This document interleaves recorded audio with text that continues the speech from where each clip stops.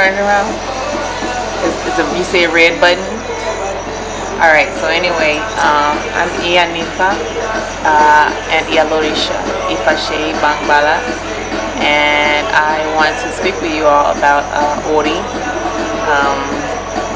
I am in Osogbo State, Nigeria, and this ram here is for my own Ori. I've been spending time with him since I got him today, just bonding with him and speaking to him in my own, telepathic, psychic way, because tomorrow he will be offered as a sacrifice for my destiny. Some people may not understand or overstand why the animal sacrifices are useful and why the animal sacrifices are helpful. Instead of focus on that, because I understand it, I would like to talk to you actually about Ori, the divinity itself. A lot of people don't know that we come to the planet with our destiny with us. Because of what has happened, during the slave trade, a lot of our people getting mixed up and don't really have a connection with traditional or indigenous spiritual concepts and practices. We missed that, we lost that. Many people now who are interested in Ifa Orisha work now, they're attracted to the Orishas, like Yeye Moja, Yeye Ashun. They're attracted to Baba Ogun, Baba Shango. But it's really important to learn about your destiny first, your Ori. Your Ori is right here. It's your head. And that needs to be given offerings and prayers made to your Ori to enhance your destiny, to nurture your destiny. And also it's very helpful for refueling, recharging you. Sometimes a lot of us will be dealing with people who may not know how to cleanse themselves spiritually, and we will pick up some of that spiritual residue. He wants to see the rams fight, but I don't want my ram fighting. My ram is for my Ori. I don't want him all aggravated and agitated. I was saying, though, that it's very important to learn to nurture one's Ori, one's destiny.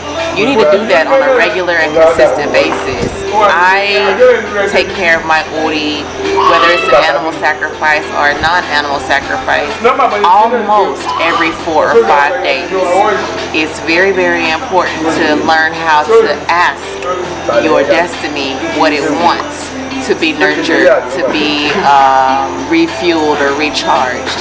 How do you ask your destiny? Well, there are certain ways in this tradition that you can cast certain spiritual tools of communication to figure out what your Ori wants. And you also have to know what foods, blood and non-blood, are appropriate to give to your Ori. If you don't have the proper training, you shouldn't be giving your Ori, your destiny, your head, any blood at all. It needs to be a trained priest who can facilitate that process for you. But there are non-blood offerings and sacrifices that can be made to your Ori. You should never be making sacrifices and offerings without the accompanying prayers. You should never be making appeasements, offerings, or sacrifices without the appropriate prayers. Anytime you give any food or blood item to any divinity, but especially your Ori, we're speaking about that now, your prayers should accompany, precede, and during the offering, and succeed after the offering has been made. You should still be saying your prayers. When we pray to our Ori, we cover our head with our hands. I got the rope in one hand, but both hands will go over the head, and you would say your prayers. You will cleanse your body first. You typically will wear all white. You eat the right foods and you drink the right things before you take care of your Ori. You shouldn't be smoking any marijuana prior to cleansing your Ori. You shouldn't be taking any alcohol, OT, or very spicy, hot foods before cleaning your Ori and taking care of your Ori.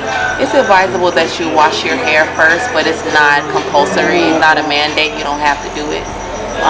How, some of you may be wondering, is this ram going to be given to my Ori? I will tell you, because you're not going to see this until after my ritual is done.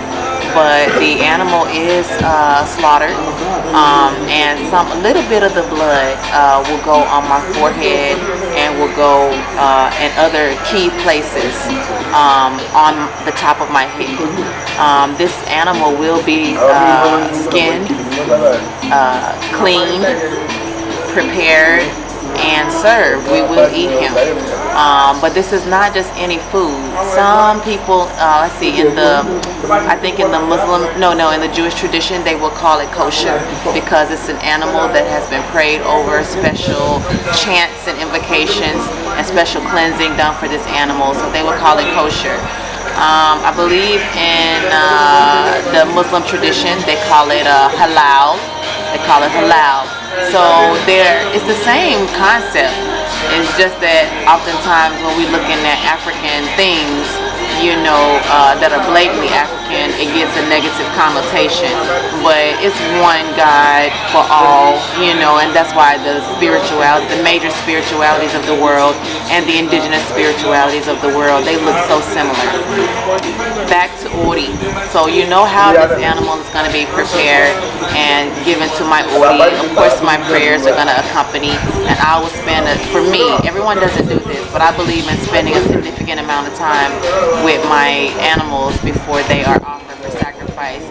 My prayers are spoken to the animal prior to my sacrifice, right before my sacrifice, and I take great care to walk my animal even once it's sacrificed. The parts of it that need to be taken to different locations, I'm doing that myself as well, because it's very important to me personally to be involved in every aspect of the process that I can. It's my destiny, and I take it very seriously now that I know how to take care of my destiny, now that I know how caring for my destiny can benefit my life, and whatever is a benefit to my life is a benefit to people I love, my students in my academy, my clients in my private practice, my family members who I'm helping, my community members who come to me for assistance in the way of traditional African spirituality.